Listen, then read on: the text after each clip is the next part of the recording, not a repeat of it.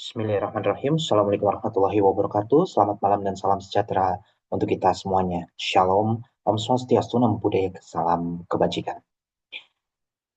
Analisis kritis transfer risiko ekspor FOB versus CIF dalam bagian dari Incoterm 2020, studi kasus PT Jadi Berkah selaku eksportir dan Yokohama Feed Corp selaku importir dalam mengidentifikasi secara tepat titik transfer risiko serta pihak yang bertanggung jawab atas kerugian dalam dua skema Incoterm tersebut.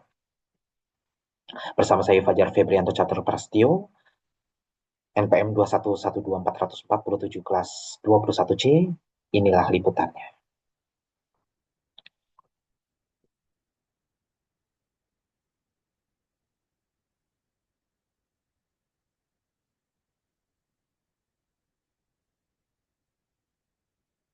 Soalnya adalah PT Jadi Berkah saat ini berkomunikasi dengan Yokohama Feed Corps untuk mengekspor 1.500 ton palm kernel expeller dari Pelabuhan Tanjung Priok Jakarta menuju Pelabuhan Yokohama Jepang.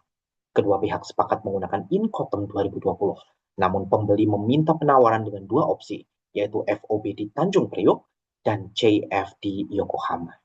Jika kapal terlambat datang 2 hari dan terjadi kerusakan muatan sebesar 5% saat di pelabuhan, siapakah yang menanggung resiko pada masing-masing skema Incoterm tersebut, baik FOB maupun CF?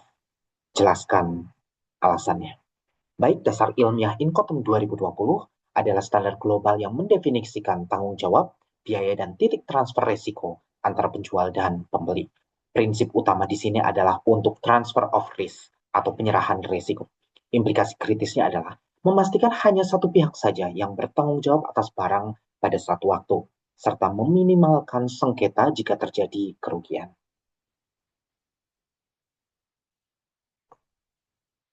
Oke, titik transfer risiko perbandingannya antara FOB dan CF adalah sebagai berikut. Opsi Incotermnya FOB atau free on board. Definisinya adalah penjual menyerahkan barang di atas kapal yang ditunjuk pembeli di pelabuhan muat, yaitu Tanjung Priok. Titik transfer risiko kritisnya adalah di atas kapal di pelabuhan muat, yaitu di Tanjung Priok, serta penanggung risiko pasca TOR adalah pembeli, yaitu Yokohama Feed Corps. Yang kedua, apabila menggunakan skema CIF atau Cost Insurance and Freight. Definisi singkatnya adalah penjual menanggung biaya, asuransi, dan pengiriman ke pelabuhan tujuan, yaitu Yokohama. Titik transfer risiko kritisnya atau TOR-nya adalah di atas kapal di pelabuhan muat, yaitu Tanjung Priok. Penanggung jawab risiko pasca TOR adalah pembeli, yaitu Yokohama Feed Corps. Analisis kritisnya adalah bahwa CIF adalah sea rules. Meskipun penjual membayar biaya C, I, dan F hingga ke Yokohama, resiko dialihkan di origin atau ketika barang tersebut itu dimuat di kapal.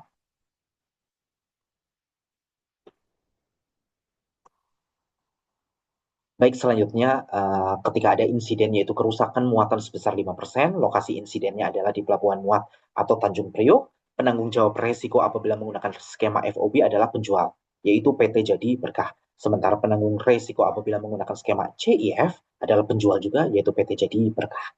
Penjelasan kritisnya adalah waktu kerusakan. Kerusakan itu terjadi di Pelabuhan Muat, yaitu sebelum barang berhasil dimuat dengan aman di atas kapal, sehingga segala bentuk resikonya ditanggung oleh penjual.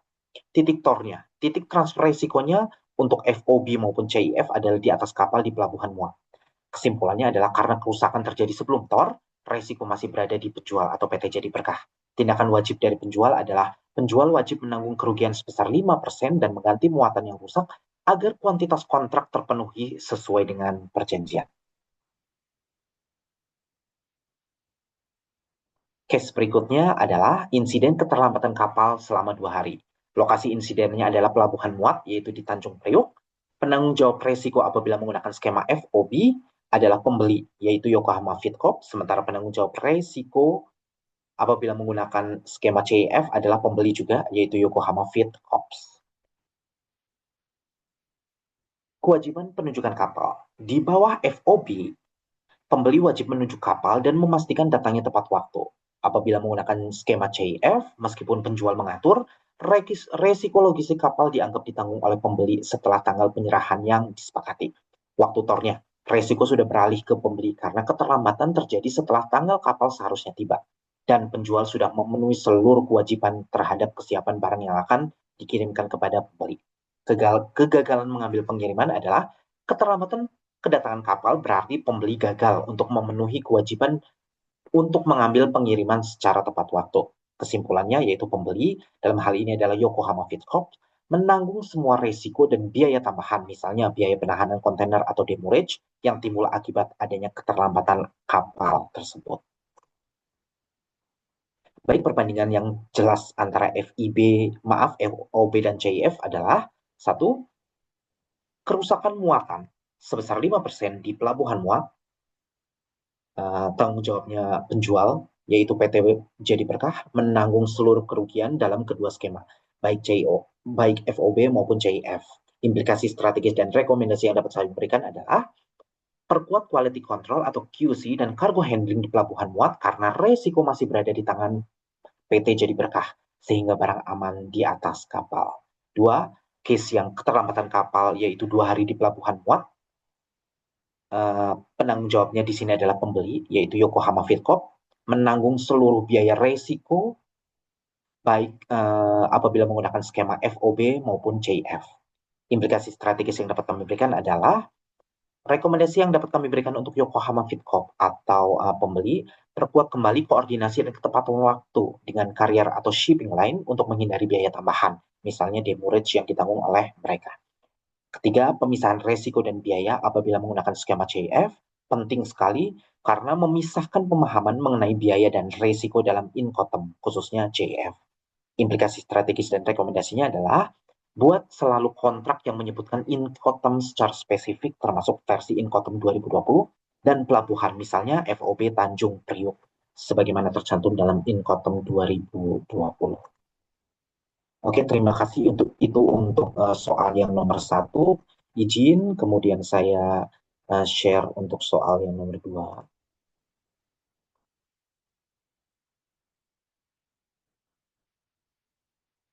Mengubah kepatuhan menjadi keunggulan kompetitif. Optimalisasi keuntungan FTA melalui penguasaan 3 instrumen dasar kepabeanan.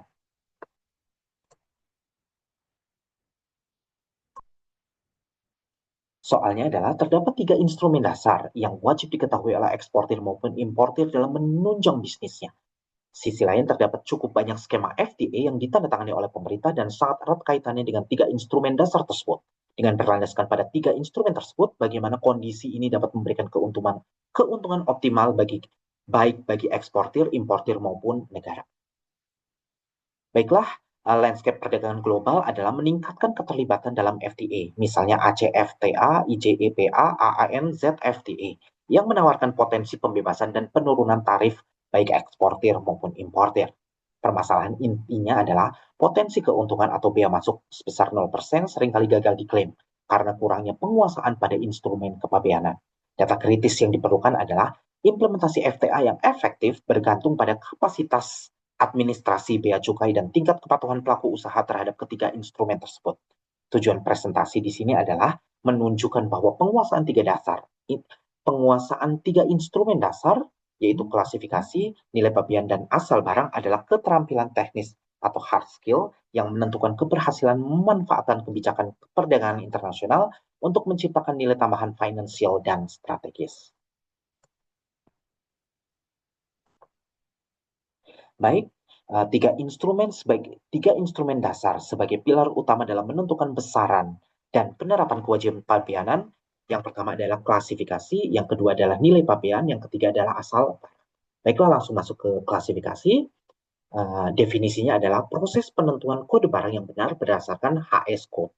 Sementara fungsi dari klasifikasi di sini adalah HS code menentukan tarif bea masuk, bea keluar, dan regulasi serta perizinan ekspor dan impor. Dasar ilmiah klasifikasi adalah menggunakan General Rule of the Interpretation atau GRI HS yang bersifat hierarkis dan mengikat secara internasional. Keterkaitan dengan FTA atau kekritisannya adalah sangat krusial. Klasifikasi ini karena FTA memberikan pembebasan atau penurunan tarif pada pos-pos HS tertentu. Kesalahan klasifikasi akan menyebabkan kegagalan dalam klaim preferensi tarif FTA. Implementasi saat ini adalah penggunaan Indonesian National Single Window yang terintegrasi dengan HS secara real time untuk verifikasi kode. Berikutnya adalah nilai pabean. Definisinya adalah penentuan nilai transaksi barang impor atau ekspor yang menjadi dasar perhitungan bea masuk, PDRI, dan bea keluar. Dasar ilmiahnya adalah mengacu pada GATT Valuation Agreement menggunakan 6 kode dengan nilai transaksi sebagai metode utama. Keterkaitan dengan FTA, nilai kritisnya adalah menentukan dasar perhitungan atau saving dari FTA. Undervaluation, yaitu terlalu rendah, berisiko dituduh menghindari pajak, sementara kalau overvaluation atau terlalu tinggi, meningkatkan basis perhitungan PDRI meskipun bea masuknya 0% karena FTA.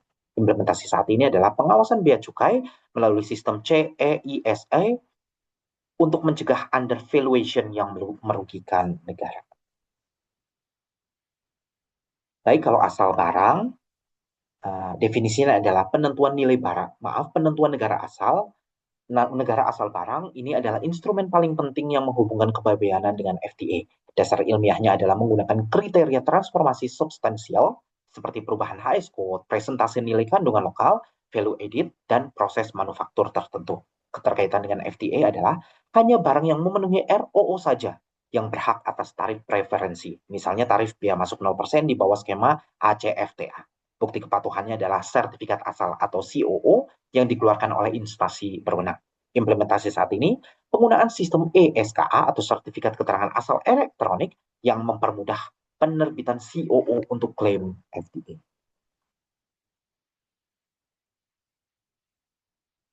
Baik, penyebab utama kegagalan klaim FTA adalah yang pertama, kesalahan administrasi ROO, yaitu dokumen COO yang tidak lengkap dan salah format. Yang kedua, ketidaktepatan klasifikasi, yaitu adanya perbedaan antara HS code di negara pengekspor dengan pengimpor, yang mengakibatkan FTA tersebut ditolak. Sintesisnya adalah data penelitian World Bank dan WTO menunjukkan bahwa kesalahan sering sekali terjadi pada administrasi ROO atau instrumen 3 dan klasifikasi atau instrumen 1. Baik, selanjutnya adalah sinergi instrumen dan FTA, yaitu menciptakan nilai tambah atau keuntungan bagi tiga pihak. Pihaknya adalah eksportir, yang kedua importir, dan yang ketiga negara. Keuntungan optimalisasi dari sinergi instrumen plus FTA untuk eksportir adalah meningkatkan daya saing dan ekspansi pasar. ROO yang tepat, yaitu instrumen 3, memungkinkan pembeli atau importir mendapatkan pembebasan bea masuk. Implementasi nyatanya adalah eksportir furniture Indonesia yang memenuhi ROO IJEPA dapat menjual ke Jepang dengan biaya masuk 0% mengalahkan pesaing non-FTA yang harus membayar biaya masuk 5-10%. Untuk pihak importir, penghematan biaya dan optimalisasi rantai pasok. Klaim FTA yang berhasil, yaitu klasifikasi benar, instrumen 1, dan CO tersedia, mengurangi biaya logistik secara signifikan. Contoh implementasi nyatanya adalah importir komponen elektronik dari Vietnam mengklaim biaya masuk 0%. Di bawah AANZ FTA, penghematan ini dapat dialihkan untuk investasi atau menambah stok. Sementara pihak negara, keuntungan yang diperoleh adalah peningkatan devisa dan kontrol perdagangan. Penguasaan instrumen oleh bea cukai memastikan kepatuhan dan mencegah penyalahgunaan skema. Implementasi nyatanya adalah pemerintah menggunakan data nilai pabean, instrumen 2, dan klasifikasi atau instrumen 1 untuk melakukan risk profiling perdagangan, mencegah FTA menjadi celah trade deflation.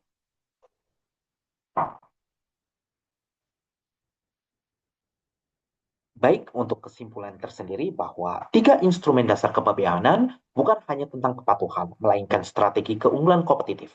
Penguasaan ketiganya adalah prasyarat mutlak untuk mengoptimalkan manfaat financial and strategis dari FTA.